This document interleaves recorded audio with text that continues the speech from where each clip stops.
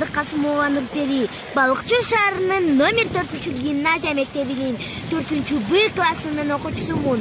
Ысык көл Кыргызстандагы Теңир тоодо 1606 метр бийиктикте орун алган.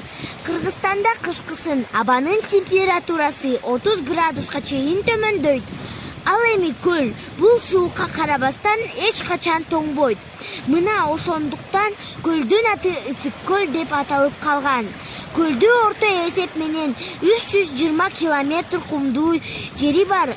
Орто Азиянын туризм бейиши Ысык көл туздуу суу менен кодум эле деңизге окшош. Ысык көл ырыскысы кемибеген